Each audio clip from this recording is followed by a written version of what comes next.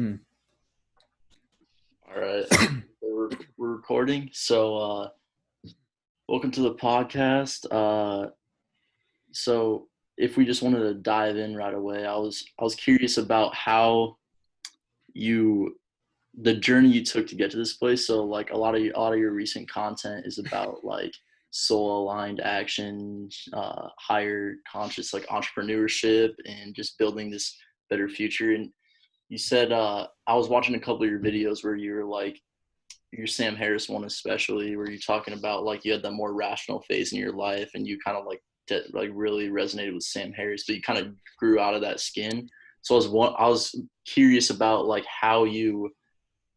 what helped pushed you past that rational phase and what got you into the more emotional, um, higher level like awareness. I don't know, whatever you want to call it, like what kind of pushed you out of that rational. Sure. Yeah. Yeah. The rational stage is an important developmental level.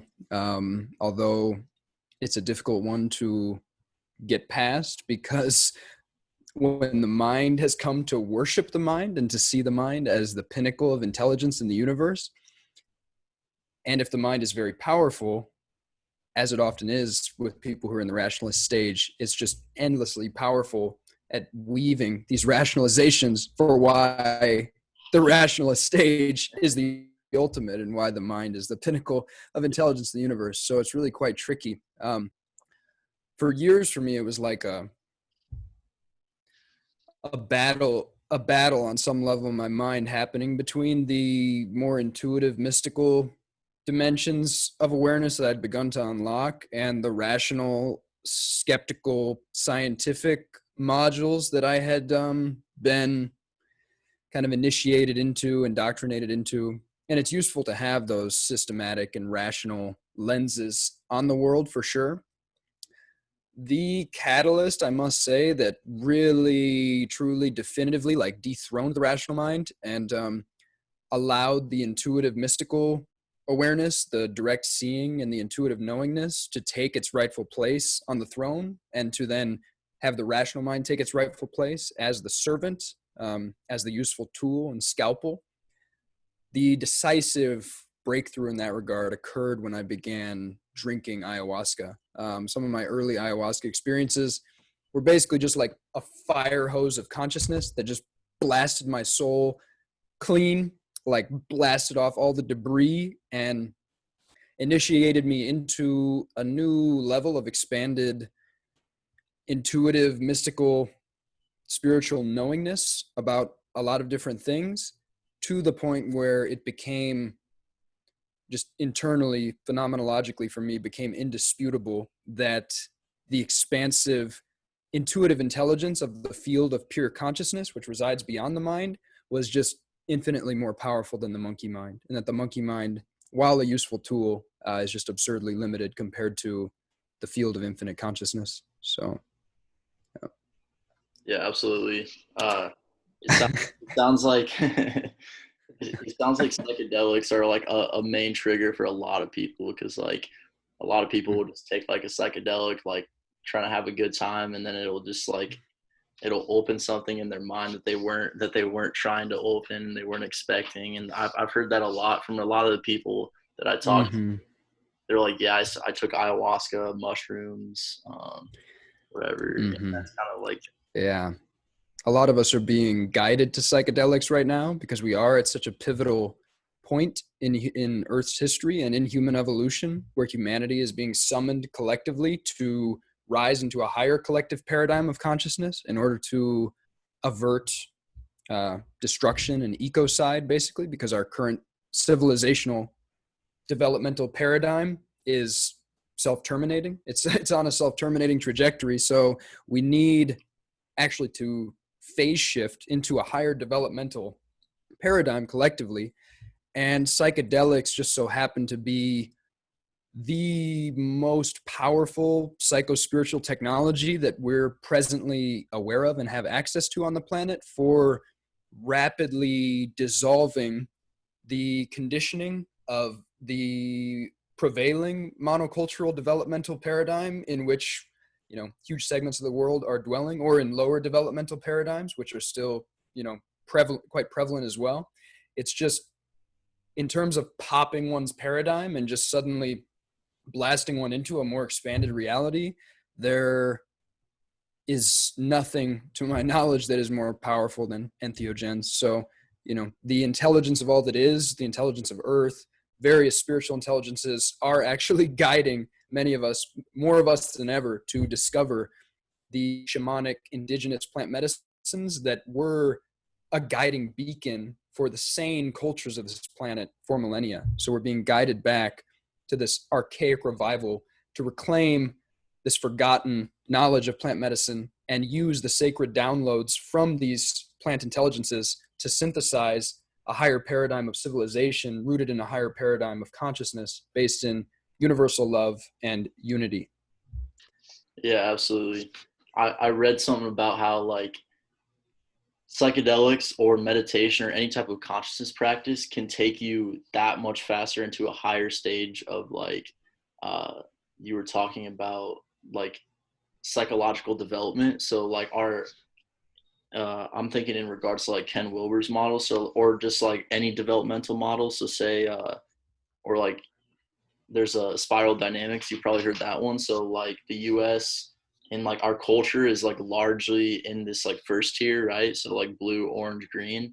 And I've read something about how meditation or psychedelics, entheogens, whatever, they can help you move much faster up that and get into a more holistic way of viewing the world, especially once I've heard a lot about how almost 10% of the population is getting to that stage yellow, which is able to see all the perspectives without like believing in it like firmly. And I know you talked a lot about that on your path too. That was one of the things I wanted to get into was you have a lot of articles on how like dogma is sickness, or like just being agnostic about everything you see and not jumping into it. What would you say is like the value, and like what have you really gained from taking this perspective on everything where you're just like agnostic and not like, oh, I found this psychedelic path, then you like believe in it, but you're like, oh, this is just one way to do it and there's multiple other ways. Yeah, I think that's another serious like developmental hack, is to start taking it's like another psychotechnology, is to start taking this frame of view that you're agnostic about everything, that you don't believe anything. This was famously put forth by Robert Anton Wilson and Terence McKenna. Both were famously like, non-dogmatic, and just basically said, I don't believe anything. So I think I first encountered this either in McKenna or Robert Anton Wilson. It resonated deeply with some emerging awareness that had come from some of my early psychedelic experiences about 10 years ago. So I started kind of adopting this frame on reality in general. And it reminds me of McKenna. There's one amazing McKenna quote where he's like, and I was asking the DMT entities why they were allowing me to download the sacred understanding of the, space-time continuum or whatever, some crazy shit. And he's like, and they said, because you don't believe anything. and he's basically saying like, yeah, when you relinquish all attachment to ideology, to dogmatic belief systems, to all conditioned structures of perception, that's just like a fast way to open up a space where you start to open up that infinite possibility space, which is really like fundamental for spiritual development. You have to be just like wide open. I mean, the epitome of human spiritual development, as far as I understand it at the moment, is almost like a space where you're just completely in the now. You're completely in this moment, presencing with an absolutely infinite possibility space where you're not limited by any dogma, any belief system. You're simply plugged in so deeply to the fundamental intelligence and flowing wisdom of all that is, that you're basically just being animated by the vast intelligence of all that is. You're almost just like a pure instrument where that intelligence is just flowing through you and you're just a channel. So not believing anything is actually a trick to begin dissolving conditioned mental structures, because conditioned mental structures are what keep us locked into a mental, conceptual, rationalist, mind-based paradigm. And it's when you dissolve those conditioned mental structures that you can begin to come into contact with something that goes beyond belief, a space of infinite consciousness where you begin to have a certain knowingness about some things. It's not that I believe in God, it's that God is a direct experience that I have at any time that I want to. God to me literally is just another word for reality itself. Reality, when the veils of conditioned perception are removed, you see reality as it is, which is as a unified, flowing river of being in which we are all basically fractal permutations of the same field of consciousness expressing itself in infinite ways. So, yeah, highly recommend, if you want to develop spiritually, to attempt to just stop believing everything. Just believe nothing. I have a rap lyric where I'm like, believe nothing. That's when you might retrieve something. So, yeah, believe nothing.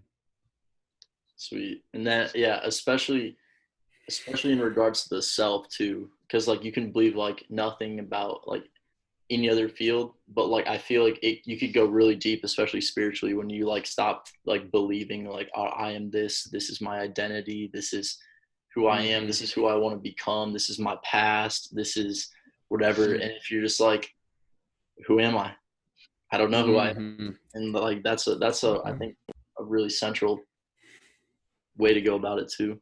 Yeah, I love that you brought that up. That's the really core difficult stuff. And this is where, people get drawn to spirituality because of the love and light and the rainbows and magic. But what they don't realize is that if they keep going, it's gradually going to lead to literally dissolving all of your most cherished stories about who you are.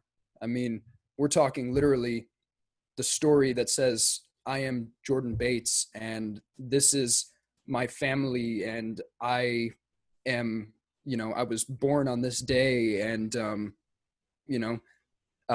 these people are very significant to me.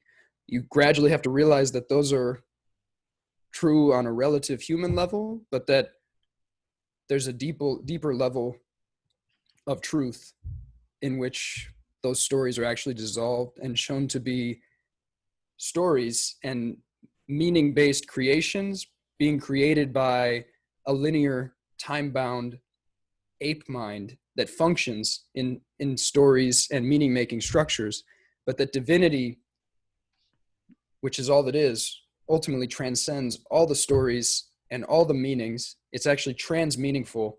It has no need for meaning. Meaning is a function of a linear, time-bound mind that functions in terms of creating stories about reality and signifiers to make sense of reality, make meaning of reality.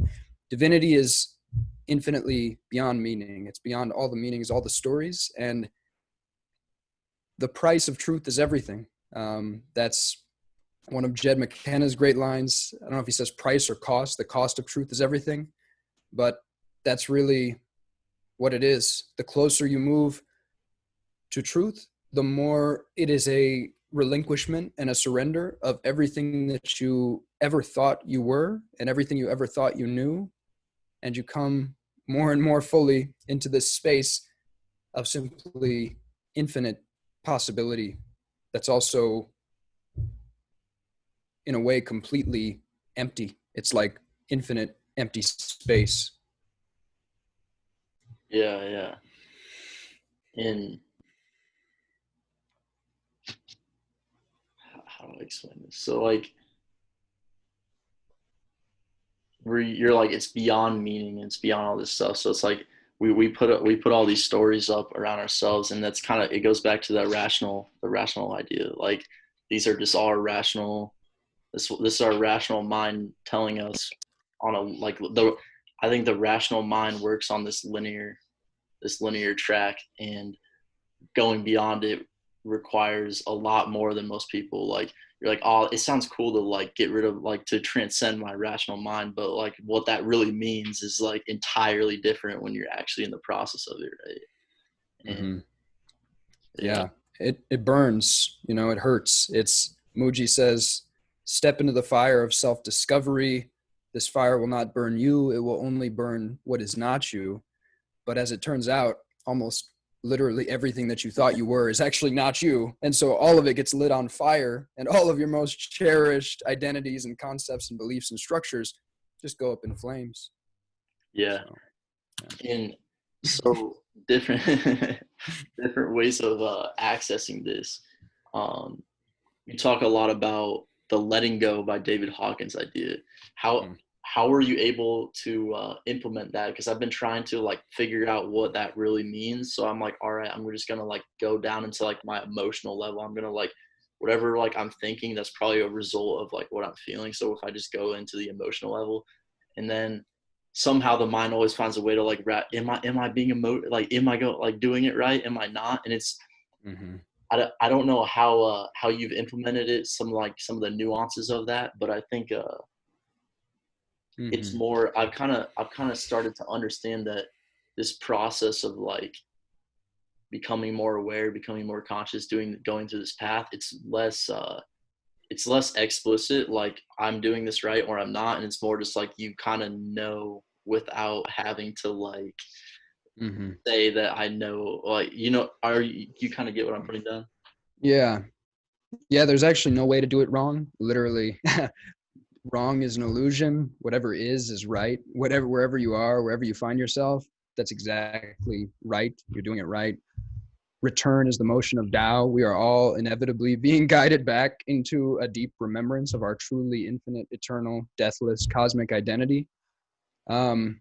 When it comes to the letting go technique, super useful framework that David Hawkins has put forth. I absolutely love David Hawkins. And the letting go technique is really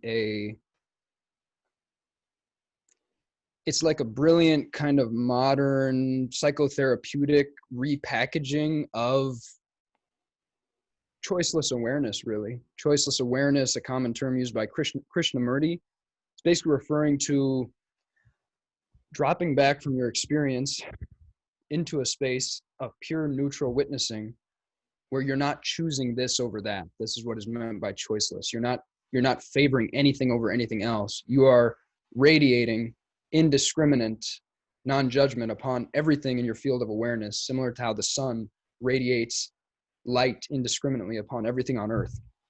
And so the letting go technique is really just especially useful when you feel anything coming up, when you feel that you've been triggered and you feel yourself being hooked and you're like, oh shit, there's some energy coming up in my body. This is triggering some past things. There's some block. Like that's how triggers are literally the breadcrumbs showing you the remaining blocks in your system. So you can go in, dissolve those, clear those, and just become more clear. And becoming completely clear is another good synonym for awake or liberated, however you want to think about it. And, you know, at the same time, there's like seemingly always more to clear. So it's like, you know, the very term enlightenment is probably a misnomer because it suggests a destination when really it's more like an endless process that we're all engaged in, whether we know it or not. The process of enlightening, becoming more and more enlightened. And, you know, a lot of people are not consciously playing this game, but actually it's ultimately the only game in town. We're all playing the game of remembering more and more deeply what we truly are, and then integrating that into our embodied experience so that we can actually experience what we are in this human form and in the forms that come beyond this lifetime. So when it comes to the letting go technique, it's basically like you get triggered, something is coming up, you just invite it to come up as fully as possible. And so most people, when they get triggered, they get really angry or they run straight for some addiction or distraction. They go eat a big meal or go, you know, drink a case of beer or run to the casino or something. Instead, you just like lay down in the dark on your bed and you just invite whatever's coming up to come up as fully as possible. And you just try to experience that and feel that as fully as possible in a space of total non-judgment, in which you realize that every single feeling, every single thought, every single sensation, every phenomenon is okay. There is nothing that is not okay. I welcome everything.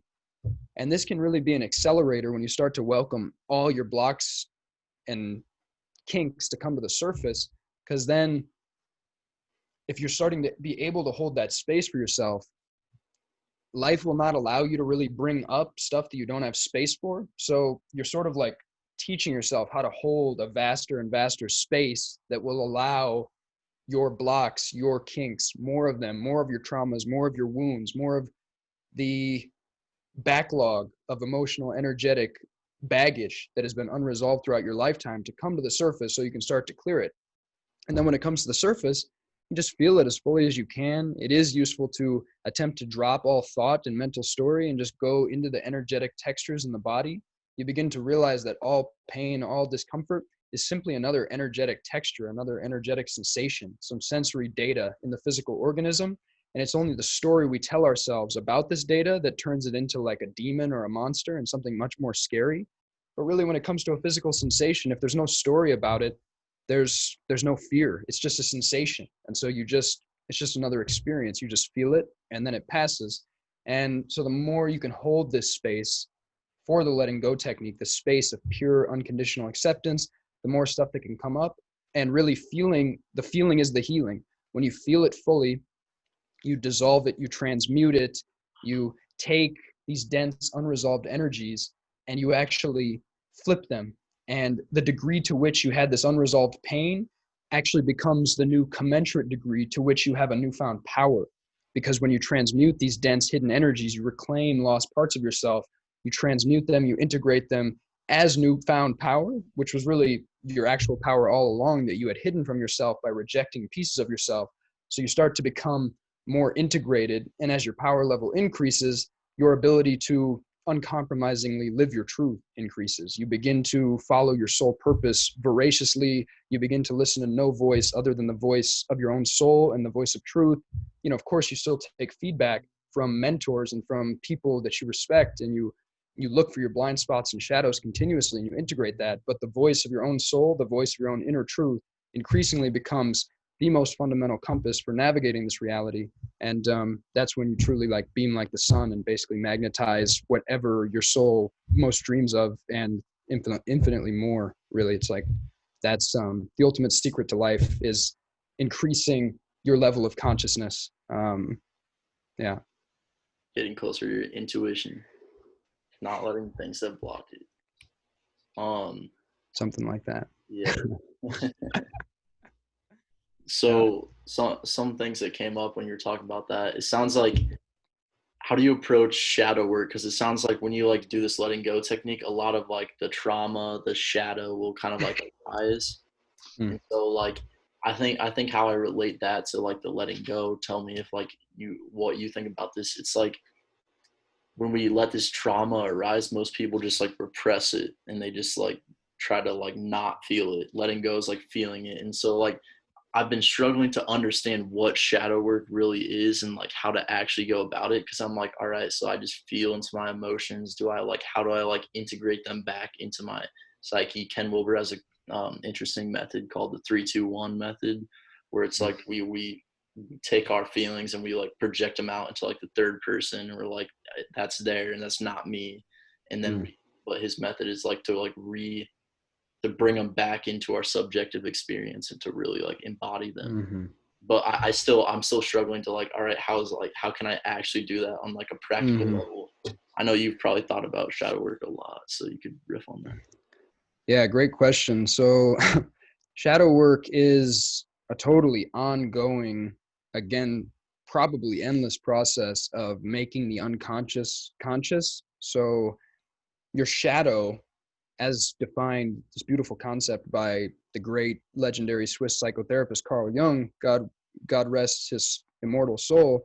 The shadow is everything that you've rejected and repressed about yourself that is now dormant in your unconscious. It's all of your blind spots. It's everything that you can't see about yourself, which tends to be heaping helpings of shit for most of us. And so there are different ways to go about shadow work, but it's basically those who are truly devoted to shadow work are sort of constantly scanning for any sign of dissonance in their system. If you feel like cognitive or spiritual dissonance about something, that's a good sign that there's some kind of shadow there that you're not seeing. So you can really like tenaciously investigate any moment of dissonance, you also begin to start asking like trusted mentors and friends. There's a good axiom, like, don't take criticism from someone you wouldn't take advice from. So, you don't ask this of everyone, but trusted friends, trusted mentors who you feel like are in integrity and in authenticity, seeing clearly, willing to give radically honest, loving feedback. You start asking these people, what are my blind spots? What are my shadows? What am I not seeing about myself? You actually just start to ask people that, and people hold up the mirror and they say, this is what I'm seeing that you're not seeing. And this is why like conscious romantic relationships are one of the best places to do shadow work, because you never go so deep in life as you go with an intimate partner. You show that person all of you, ideally, or a huge amount of you. At least in my experience, like radical transparency in romantic relationships leads to the deepest, most beautiful places. So, if you're in a conscious romantic relationship with someone who's capable of doing that conscious, loving, radically honest mirroring for you, that's going to be a fucking crazy catalyst, because they're going to hold up the mirror all the time. And yeah, just earlier today, I had an experience like that with a woman who I've been going super deep with. Shout out to her. She's beautiful and wonderful. And yeah, we had a super deep dive that was like, there was some energetically charged stuff there. And we were going through these territories, and, I was remaining calm, but I was telling her, this is interesting. I feel myself getting hooked. There's like stuff coming up in my system. This almost feels like combo medicine, like reaching down to grab some of my unresolved wounds and shadow content. I can feel this ball of energy like knotting up here in my chest. And we just like kept moving through it and holding space for it and calmly talking about it. And I told her, after this conversation, I'm probably going to have some kind of purge, because I've reached a point where ever since working with ayahuasca, it's like my energetic system is so sensitized that it clears out garbage really rapidly. And one of the key ways that it has chosen, for whatever reason in my case, to clear out emotional, energetic gunk is through actually a purge similar to an ayahuasca purge, where I don't typically have anything physical come out, but I start literally like dry heaving and literally like dry heaving, coughing, sobbing is a great purge, screaming if you can find the place for it, like, go drive, turn the music up and just like have a good scream sometimes. These are powerful ways to like, because when shadow content is really, really like potent, like primal energies, like deep biological, like rage filled energies, for example, which we tend to be super blocked from in our totally like domesticated, declawed modern culture, but are still there. When those are coming up, you're going to need to do more than just lay in bed and feel the feelings. You have to integrate those and to like transmute those and release those. You need to have some kind of powerfully like active kind of expulsion, like fucking hitting a fucking punching bag, or like screaming, or fucking like dry heaving, pounding the ground, fucking sprinting, some kind of physical action, whatever it is. If you're working with, really dense, really fascinating textures like rage and primal anger and aggression.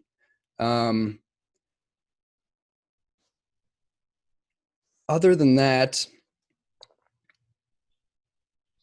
yeah, psychedelics, I'm going to say again, are extremely potent for shadow work. Psychedelics tend to temporarily dissolve boundaries between the conscious and unconscious mind, such that a flood of unconscious content like enters consciousness. And this is why you have to be very careful with psychedelics, because if you've hidden from yourself for a long time, if you've been living a lie for many years, and suddenly the floodgates are open and you see what you've actually been doing, this is where people will have breakdowns with psychedelics, because they were not ready to have the mirror held up that fully.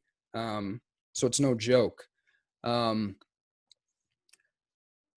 Other ways are to like read non-dual literature and realize that they're really saying all is one. You are not separate from anything. You are everything. And then think about what that really means. that means you in your deepest essence are also fundamentally the same as Adolf Hitler, Stalin, Mao, every rapist, pedophile, murderer, Satanist, all the worst things that the ego mind so desperately does not want to be. No, that's not me. That's them. This is the super deep shadow work, which I hesitate to even mention here because it's so deep, and many people would be abhorred by the statement I'm presently making because it's so challenging to lower developmental paradigms that haven't begun to even come close to really sensing what it means to be one with all things. That's no fucking joke. That means everything that you ever tried to point a finger at and say they're the problem, they're the evil, they're the thing that needs to be exterminated, you are pointing at yourself, is what that ultimately comes back to. All hatred is self-hatred, all judgment is self-judgment, all condemnation is self-condemnation. When you really most people would hear that, they would have immediate cognitive dissonance. Their mind would come online and tell them a story like, this guy's fucking crazy. This guy's the Antichrist. He doesn't know what he's talking about. I'm turning this off right now. I'm going to go back to watching the news and being afraid about coronavirus. But, if you really want to do the deep shadow work, that's what you do. You read the non-dual literature. You read Jed McKenna. You read the authors who fucking throw the shamanic darts right at your blocks, right at your wounds, right at the stuff you don't want to look at, and inflame that shit. And then you fucking look at it under a magnifying glass to figure out what's really going on there. And you do the death meditation. You do the proverbial Buddha dance of sitting in the carnal grounds. Buddha was said to have meditated in carnal grounds for long spans of time. You fucking close your eyes in meditative posture and you imagine yourself on fire, just being burned to ash. You imagine yourself blowing away in the wind. You imagine yourself made of sand and being hit by a tsunami wave and just gone. You go straight into your deepest fears, and the fear of death may be the deepest of them all for the human organism. The fear of death is the one is the deep fucking stumpy neck of the hydra from which all the different heads of our various fears emanate. The fear of death and the illusion of separation. That's where fear comes from too, and that's why fear ultimately is an illusion, because separation is an illusion. There is no I and you. There are no separate people on the deepest level. All there is God, the one process of all that is, expressing itself in infinite ways, and ultimately, as such, there is no death.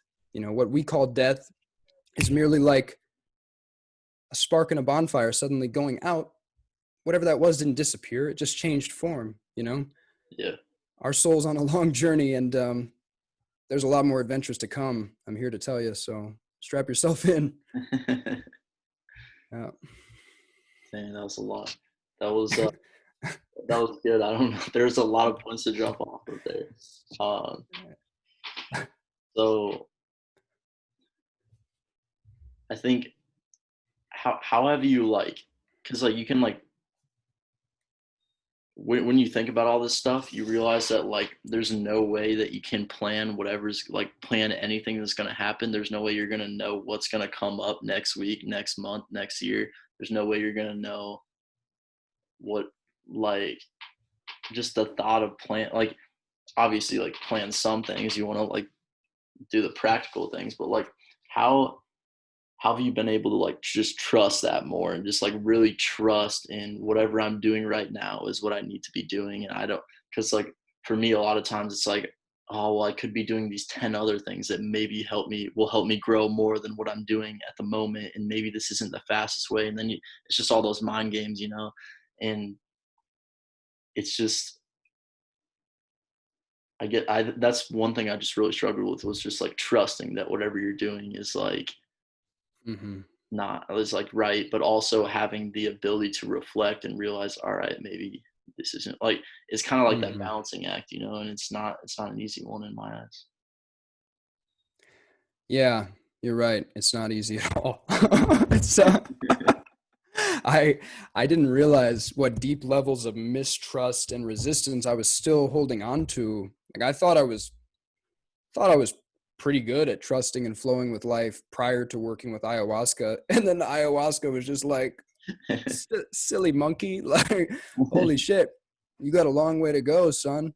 And it's really just like, you know, the more that you're blasted open, the more your paradigm pops, the more you expand your consciousness, you start to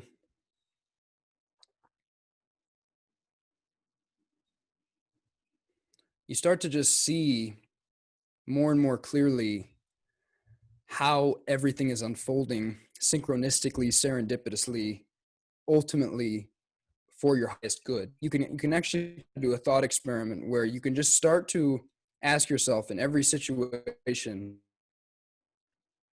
if this situation was actually designed for my highest evolution, what would it be trying to teach me? What is the lesson in this? What is the growth in this? What is this catalyzing in me? You can start to take that frame. And when you start to look for it, when you start to look for the gemstone in the muck, you find it in every situation. And you start to realize that life is not a dead, dumb, chaotic, random, accidental process. It's a living, breathing intelligence orchestrated by a wisdom that knows no bounds.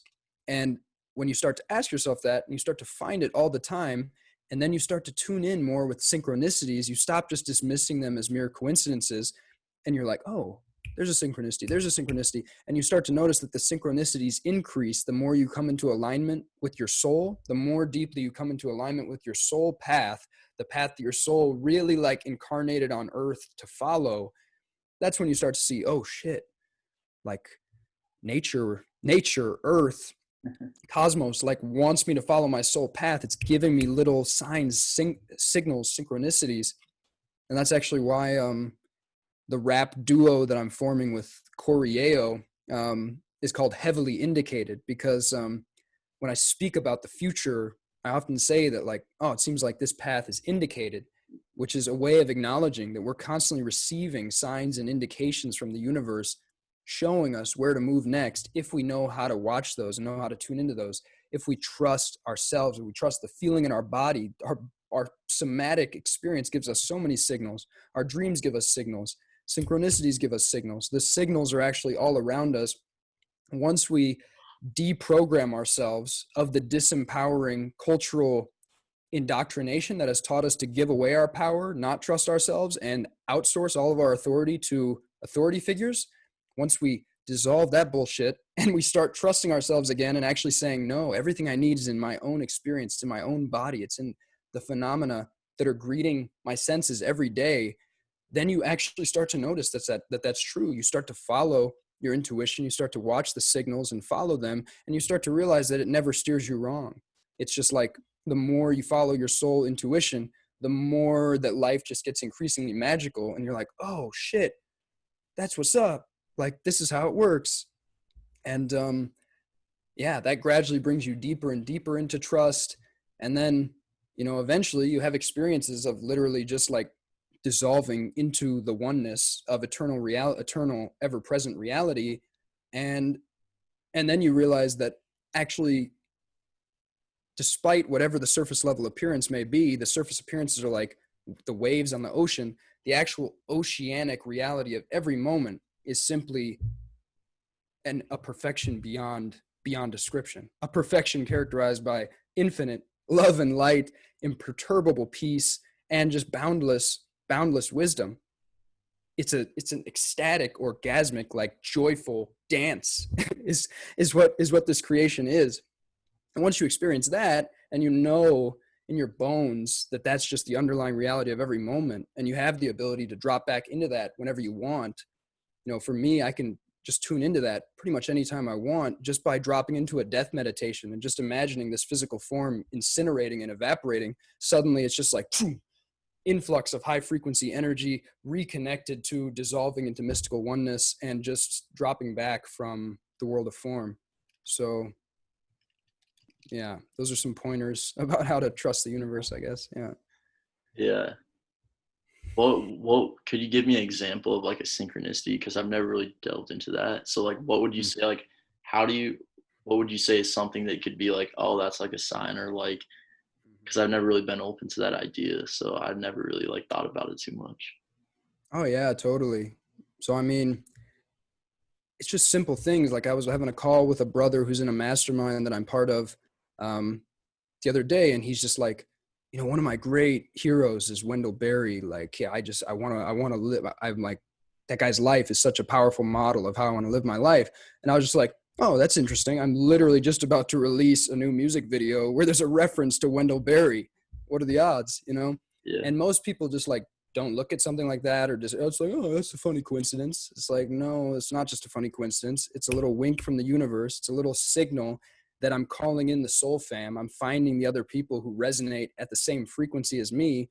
This brother also resonates with Wendell Berry, which is a really particular soul signature. And here in this vast, vast world, we found each other, and he happens to be over in Australia. It's like, how the fuck did we find each other? Pure magic, pure magic. The internet is the ultimate like engine of synchronicity. If you dive into it, if you use it appropriately, skillfully, you find the others rapidly. All you have to do is emanate your clear soul signature signal, emanate your truth as boldly as possible, and the people who don't resonate will fall away rapidly, and you'll rapidly magnetize the people who resonate with your frequency. So yeah, to me, actually, eventually you start to see that life is literally an endless river of synchronicity, that everything is constantly synchronized, constantly orchestrated by an infinitely powerful intelligence. And, even this conversation we're having right now, it's like, how did this come to be?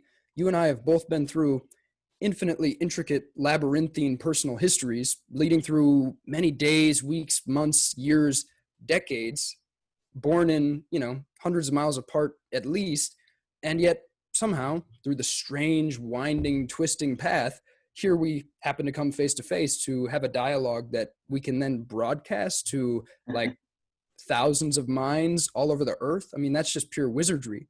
When you start to tap into the just endless wizardry and enchantment that's all around us all the time, synchronicities just become more and more apparent. It's just like certain numbers just start popping up repeatedly for you. It's like, oh, what do you know? It's 11:11 again. It's 1:11 right when the love of my life messages me, or oh, it's 2:22 again when like my soul twin brother, like mystic music partner, just like hits me up. Or oh, what do you know? I'd never heard of this guy or this text or this book, and then suddenly boom, boom, boom, it pops up in my field like 3 times in a row, and I'm like, oh, I better read that.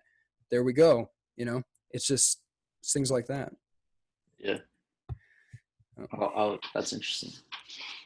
So how would you say, I guess, shifting the topic slightly, so you talked about like finding you can find in every situation, you can find like something that the universe is trying to tell you, or like in every situation, you're like, there is something to learn here. Nothing is just like, no situation is wrong, or like, that's just like, you can't trying to label a situation as like good or bad. That's just like not seeing that every situation you could grow from it, or you can see something that you never saw before. So I think that really relates to your idea of shamanic entrepreneurship. So could you riff a little bit on like how through starting a business, things will arise? You can use this process of trying to spread value into the world as a way to like actually reflect on yourself, what you need to grow as well.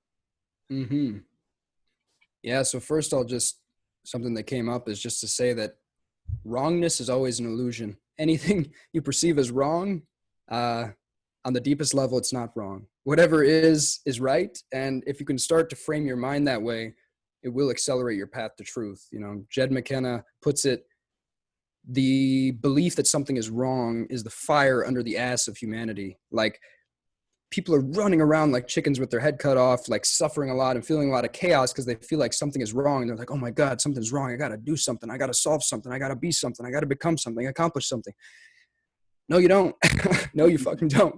Nothing's wrong. Everything's okay. There's no one to be. There's nothing to do. There's nothing to prove, accomplish, become, attain, possess. It's all fine just as it is right now. And life is taking care of itself, despite how it may appear from a mind space of forgetfulness. This is the thing. We've chosen to play this game, and forget who we truly are, so that we can one day experience the divine joy of remembering who we truly are. And so we can experience the multitude of possibilities that come in forgetfulness, because forgetfulness is really fucking fun. Forgetfulness creates this enormous labyrinthine Shakespearean drama, this Dostoevskian novel of drama and intrigue and villains and princesses and dragons we have to slay. You know, it's like forgetfulness creates the world of duality where we perceive right, wrong, good, evil, and that creates the fucking absurdly mythological, beautiful existence that we're living here on this earth. But at the moment, a lot of us are being called into remembering more deeply that all of that is actually a game and is a more surface level appearance of what's going on. It's still totally part of the oneness, but the underlying oneness, the underlying substance of all that is simply always right. It cannot be wrong. There is no wrongness. And is an illusion. And when you internalize that deeply, you begin to transcend war consciousness, duality consciousness. You cease to see enemies. No one is your enemy anymore. So how can there be a war? It's just universal, unconditional love for all beings, because you're not making anything wrong anymore. You're not projecting your own shadow content onto someone else, calling them a villain and then killing them. You're just loving everybody. There's that. And with regard to shamanic entrepreneurship, thank you for bringing that up. Yep. Yeah, entrepreneurship is another super powerful mirror. Similar to conscious relationships, psychedelics, heartbreaks, relationship with family. These are some of the money. These are some of the most powerful mirrors. Sex. Entrepreneurship can be a super powerful mirror if you want it to be, because when you coming onto the path of entrepreneurship is coming onto the path of re-owning your own inner authority, worth, and value, and saying, I have something valuable to offer the world. I have some kind of gift to share with the world, and I actually believe in my value and my gift enough to step up and start boldly like broadcasting a signal saying, hey, I'm creating something here and it's valuable. And some segment of you souls out there are meant to take some kind of journey with me, meant to benefit from whatever I'm creating. So I'm actually going to build the bridge. I'm going to do the service of building the bridge and getting the word out about what I'm doing so that you can find me. And the process of doing that, the process of radiating your soul essence with dead honesty into the online sphere and into everyday life, that's fucking terrifying for most people. Most people are not even close to being able to do that. Most people are living very deeply in a persona that was basically crafted based on what they think other people want them to be and other people's expectations. They've developed a false character and persona that is not who they truly are. And they live their life kind of behind this mask that they don't even realize they're wearing, that was basically created by all the layers of trauma, indoctrination, conditioning, expectation, and assumptions that were thrust onto them over the course of their life. And liberation is the process of burning away all the masks, all the layers, and getting back to who I truly am, and then being that. And entrepreneurship can really help. It can be a spiritual practice. It's going to bring all your shit to the surface. It's going to bring a lot of inner smallness, self-sabotage patterns, procrastination patterns, shadow patterns, blind spots, imposter syndrome, you name it. A lot of your deepest fears are going to start to come to the surface when you try to become an entrepreneur. So, to me, entrepreneurship is a really sacred path. For me, what awakening is to the internal world, entrepreneurship is to the external world. I personally, when I look at basically all the great sages of history, at least the ones that we know about, I see a bunch of entrepreneurs. Literally, none of these motherfuckers had day jobs. Are you kidding me? They literally all started forging their own path. They fucking escaped the matrix of their culture and they just took off like walking into the woods and were like, I trust God. I am intelligent and valuable. I'm going to create opportunity. And they literally just started, creating movements. They were movement builders, a lot of them. And of course, I'm sure there are plenty of, unknown sages. Sages take many forms, but the commonality is that when you are actually like deeply, deeply reconnected to yourself, when you deeply, deeply trust your true essence, which is God, you come into a state where you just know, I can just go boldly in the direction of my soul truth, and the universe is going to catch me no matter what. You start to have an infinite faith that the universe will always catch you. And so the commonality is that every sage just starts to go directly in the direction of their soul truth, trusting that the opportunities will arise for them to live their soul truth in a way where the universe provides for them. So they come into a path of deeply living their truth. And when I look at today's world and the current, global culture and capitalist system that we're in, I personally see entrepreneurship, soul aligned, shamanic, conscious entrepreneurship, alchemical, visionary entrepreneurship as just being one of the absolute most potent avenues to living one's soul truth in a way that generates abundance and in a way that can have a massive impact on the planet. Because entrepreneurship nowadays, we can leverage the internet. Oh my God, we can leverage the internet to reach vastly more people than we would have reached before, to call in our soul clients from whatever corner of the earth they may be dwelling in. And, if we create a business that is a vehicle for our truth, where we're channeling our soul truth into that business, the impact of that cannot be overstated. I mean, most fundamentally, the impact we have in this world does not relate most fundamentally to what we do, but it's to what we are being. It's our state of being. And so the most fundamental thing is to rise into higher and higher paradigms of beingness, where your very being increasingly becomes an expression of unconditional love.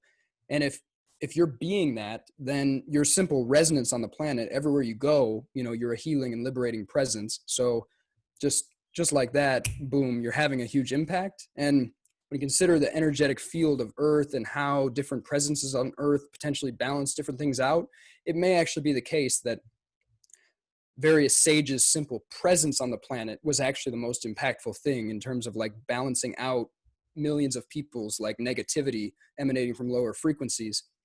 But when you look at the more pragmatic, masculine, yang aspects of impacting our present global situation, conscious entrepreneurs are absolutely at the forefront of birthing a new paradigm for humanity. It's like Buckminster Fuller said, if you want to change things, don't fight the existing reality. You always change things by building a new paradigm that makes the existing paradigm obsolete.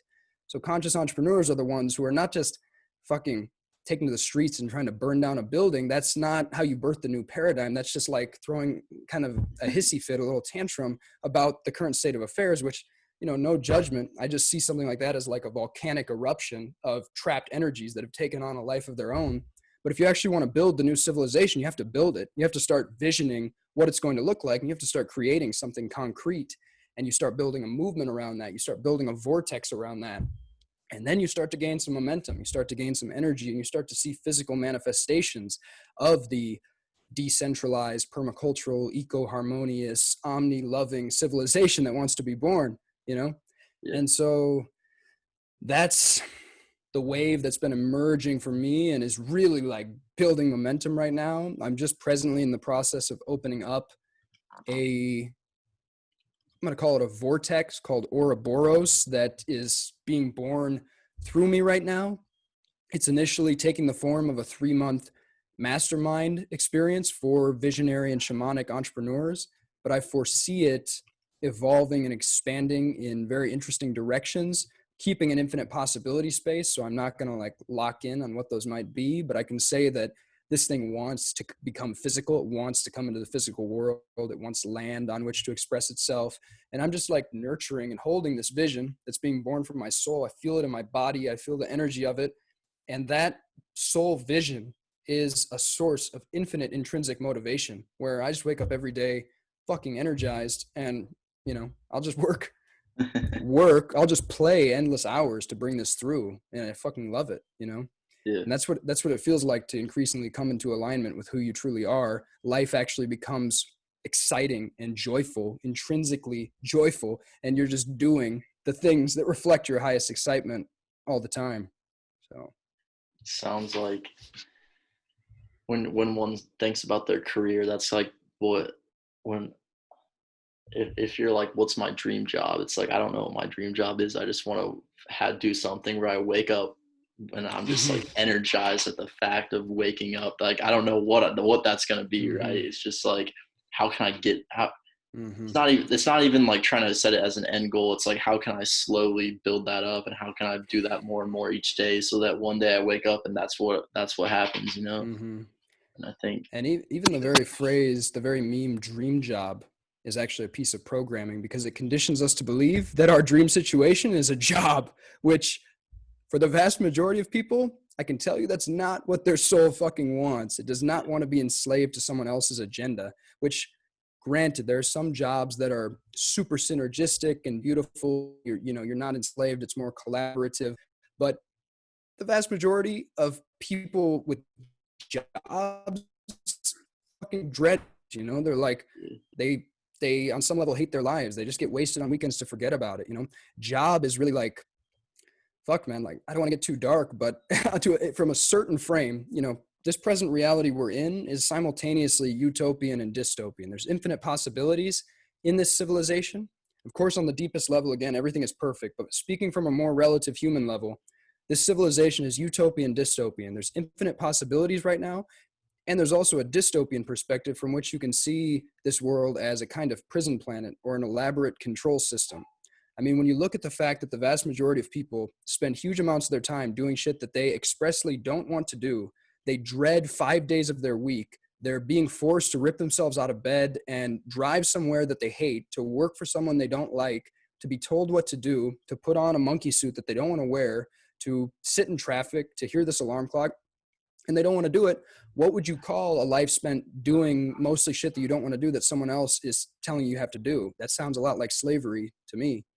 And so even just very notion of like dream job is something we want to like burn up and incinerate as we begin to think about like, okay, what does my soul truly want? Maybe it is some kind of position within an established organization, because those can be cool. There can be beautiful jobs. Although I'm coming from a paradigm where I'm guiding a lot of people into entrepreneurship, so I may be biased toward the entrepreneurial path. But to me, I foresee an increasingly decentralized world where more and more people are rising into their power to create their own thing.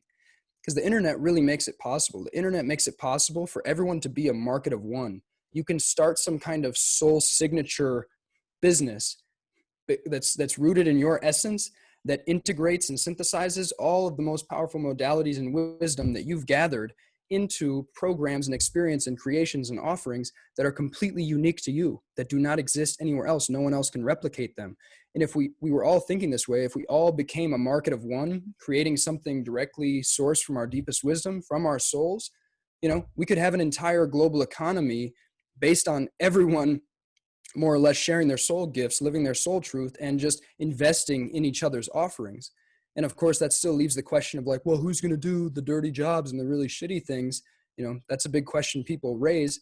What I foresee happening personally is a deindustrialization of this planet. I foresee us maintaining high technology to some degree, integrating high technology with decentralized permacultural eco-cities where things just look a lot different than they do now. Maybe de-industrial is not the word. Maybe it's trans-industrial.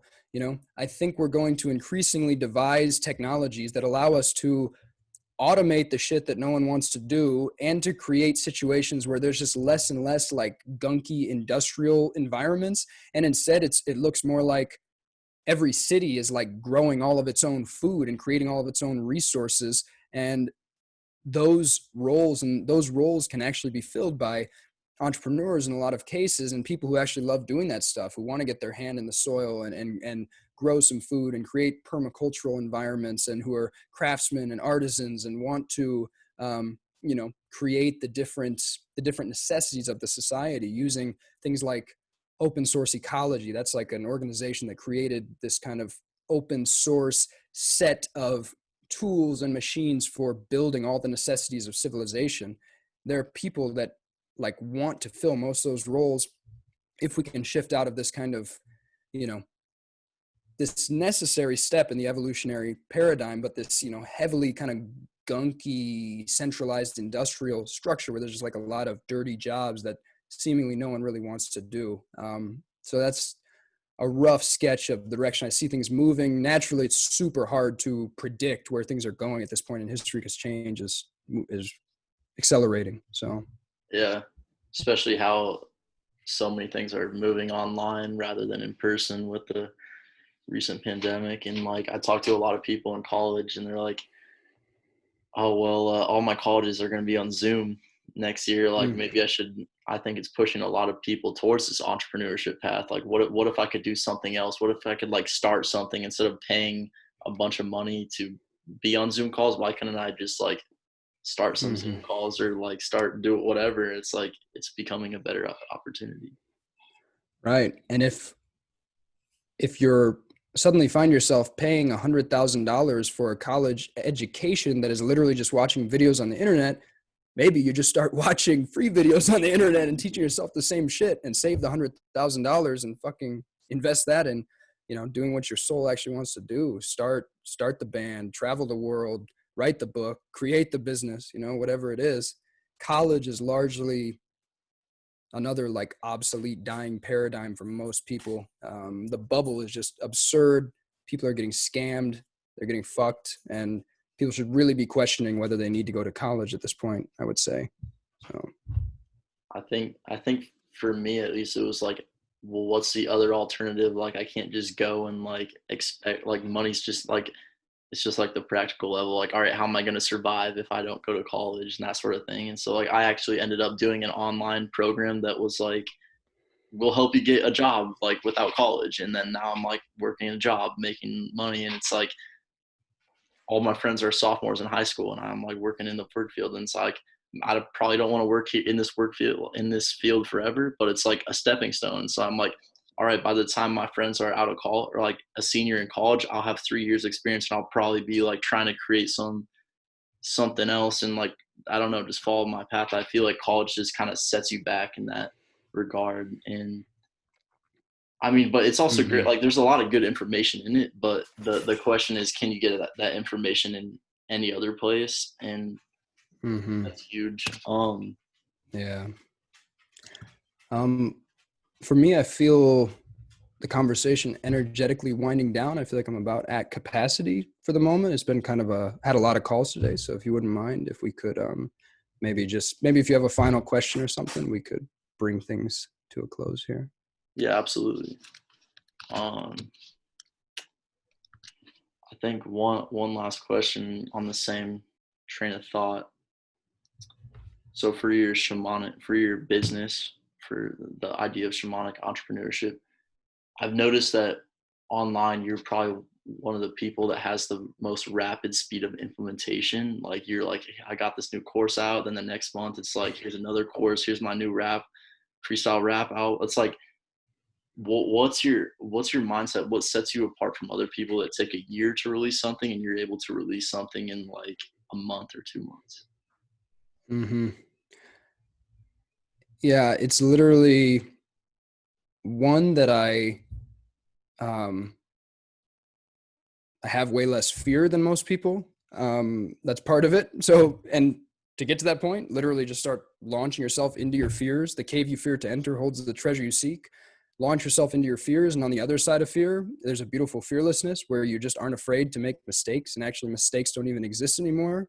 You just realize that life is an iterative process and everything is being orchestrated perfectly.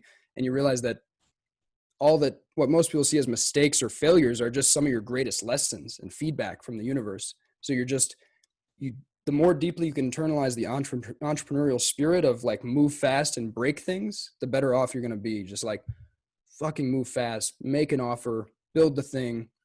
Actually make an offer before you even build the thing. Fucking outline the thing, make the offer, see if people actually buy it, and then build it. This is something that most people don't think of doing, but is like, that's in large part what I'm doing with this Ouroboros mastermind right now. I outlined the structure, but actually I realized that I can do a deeper service to the people in this container if I didn't build it all out and map it all out. If I left a lot of formlessness for emergence to take place, where I could actually tune in with the real souls who join the container, find out what they're most needing, and then fine tune and birth, you know, a program that is just like a soul signature match with where they're at. So there's that. Yeah, I also just, I've learned to act very decisively based on soul resonance. Most people are super lost in analysis paralysis. They're like thinking, is this the right thing? Is this the right thing? Is this the right thing? There's like a way more efficient way to make decisions in life, which is to get super in tune with your own, like I said, with watching the signals, basically watching the signals in your body, in your energetic system, in your environment, conversations you're having. When you become super deeply attuned to the eternal now, to the present moment, to reality as it is, it constantly gives you signals, and you start to learn how to listen to like your soul's GPS basically. And you're just like, boom, that's it, go. Instead of like, you know, some people spending 10 years like mapping out in their mind what the novel is going to look like and never actually writing it, you know, you're just like, oh, time to write a novel. Boom, open the document, start writing. Like it's just, you just dissolve the blocks that that result in most people's endless patterns of self-sabotage and procrastination, and you come to fucking love action. You realize that like boom boom action, that's where I mean, money loves action for one, but just like action is where the magic of life is. Like action is where you're actually engaged in life. You're in the flow. You're like, damn, I got a vision right now. I'm manifesting this vision. This is fucking crazy. I'm not laying on the couch eating potato chips. I'm not ripping the bong and playing video games and just checking out. Like, no, I want to, and I mean, sure, maybe I'll do that sometimes for the hell of it because it's fun, but no, mostly and increasingly in life, I want to be fucking engaged in life. I want to be engaged in my relationships. I want to be like loving the woman that I'm with deeply with intense present moment awareness. I want to like be present with my family when I'm with them. I want to be like deeply engaged in my projects. I want to be deeply engaged in the books I'm reading. I want to be deeply engaged when I'm rollerblading, when I'm rapping, when I'm kayaking, you know, I just like, Yeah. I want to be connected to life. And so when you're connected to life in that way, when you're tuned into like source energy flowing through you, and you're just like actually surrendering increasingly to source energy, and you're just like, source energy, you are my deepest, truest self. Like, which way do you want to move? And it's like, oh shit, source energy has some wild fucking plans for me. Jesus Christ, here we go. You know, then you just things start moving. Boom. Yeah, there you go. I love it. I love it. Well, I really appreciate everything we talked about on the call. I learned a ton. I'll let you get some rest tonight. Right on, bro. Yeah, thank you, Ethan. Much appreciated. Yeah, appreciate your time. Thanks for having me on. Yeah, thank you too. I'll see you.